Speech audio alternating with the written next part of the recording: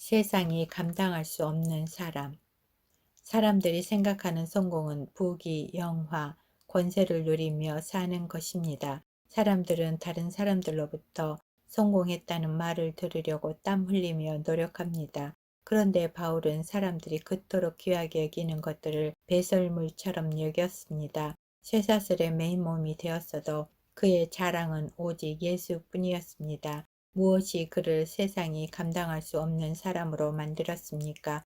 그에게는 천국의 소망이 있었습니다. 그는 죽음으로써 모든 것이 끝나는 것이 아니라 죽음 뒤에 부활이 있음을 믿었습니다. 그랬기 때문에 그는 이 세상의 모든 부귀, 영화, 권세를 포기하고 복음을 증거했고 죽음을 두려워하지 않았습니다. 바울은 로마옥에 갇혀서 죽음을 눈앞에 두었을 때도 절망하지 않고 오히려 기쁨의 편지 빌립보서를 써서 복음을 전하면서 살든지 죽든지 내 몸에서 그리스도가 존귀히 되게 하려 하나니 이는 내게 사는 것이 그리스도니 죽는 것도 유익함이니라고 했습니다.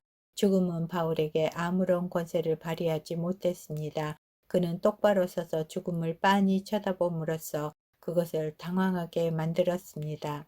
우리나라가 일제 치하에 있던 1934년 바야흐로 신사참배의 폭풍이 다가오고 있었을 때 마침 평양신학교 사경회 강사로 초빙된 주기철 목사님이 그 유명한 일사각오라는 제목의 설교를 했습니다. 그는 설교 중에 예수를 따라갈 사람은 한 번 죽음을 각오하고 나서십시오. 부활의 약속이 있으므로 우리에게 일사각오가 가능합니다. 일사각오할 수 있는 사람에게는 부활은 약속되는 것입니다. 라고 했습니다.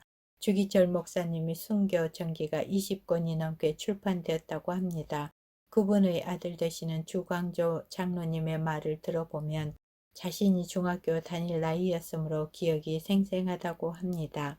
아버지 주기철 목사님은 전기에서 나오는 것 같이 강하고 담대하고 고든 사람이 아니고 아주 연약하신 분이었고 정이 많으시고 가족을 사랑하신 분이었다고 합니다.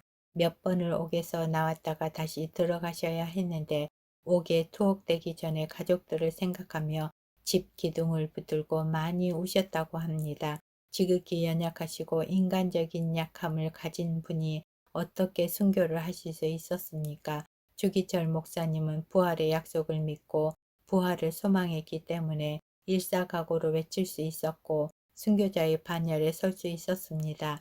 이 세상에서 가장 무서운 사람은 죽기를 각오하고 싸우는 사람입니다. 죽음을 초월한 사람은 세상이 감당할 수 없는 것입니다.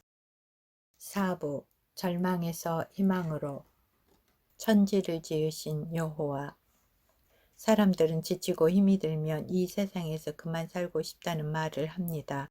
최근 자살이 급증하고 있습니다. 우리나라 사람들의 사망 원인의 9번째가 자살입니다. 2003년의 자료에 의하면 하루에 36명, 1시간에 1.5명꼴로 자살을 하고 있다고 합니다. 그러다 보니 요즘 매스컴에서는 자살 문제를 특집으로 다루느라 분주합니다. 어느 신문에서는 대한민국은 지금 온통 자살 중이다라는 말로 오늘날의 상황을 표현했습니다. 어느 비정한 엄마는 죽기 싫어 살려줘 하는 아들을 강제로 죽음으로 내몰았습니다. 엄마 없는 세상을 살면서 당할 고통의 여지를 없애겠다는 극단적인 생각을 했을 것입니다. 그러나 이것은 나의 몸, 나의 자식이 나의 소유라고 생각하는 현대 세속주의가 가져다 준 병리 현상이라고 할 수 있습니다. 많은 사람들이 마치 죽으면 모든 것이 무로 돌아갈 것처럼 생각하고 있습니다. 유물론 사상을 기초로 한 공산주의는 인간을 물질로 이해합니다. 영혼의 존재를 믿지 않기 때문에 죽으면 끝이라고 생각합니다. 물론 영혼이 없다면 죽음은 훌륭한 도피처가 될 것입니다.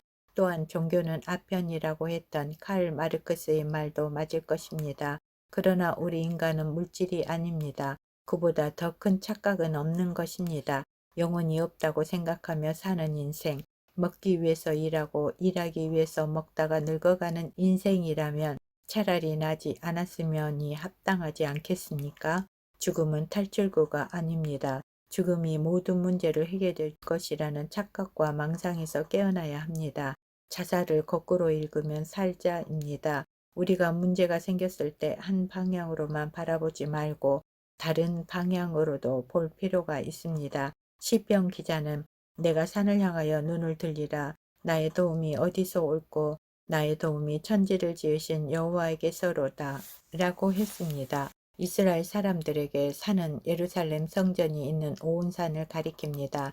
시인이 눈을 들어 산을 바라보았다는 것은 곧 하나님을 바라보았다는 것입니다. 하나님은 3등이다 라는 말이 있습니다. 일단 내가 해보고 안 되면 그 다음 다른 사람에게 도움을 청하고 그리고 안 되면 하나님께 나아간다는 뜻입니다. 눈앞이 캄캄하고 갈 길이 막막하고 사방팔방이 막혀 있다고 생각할 때 땅만 바라보지 말고 하늘을 바라보십시오. 하늘은 열려 있습니다. 유한한 사람만 생각하지 말고 천지 만물을 지으신 전능하신 하나님을 바라보십시오.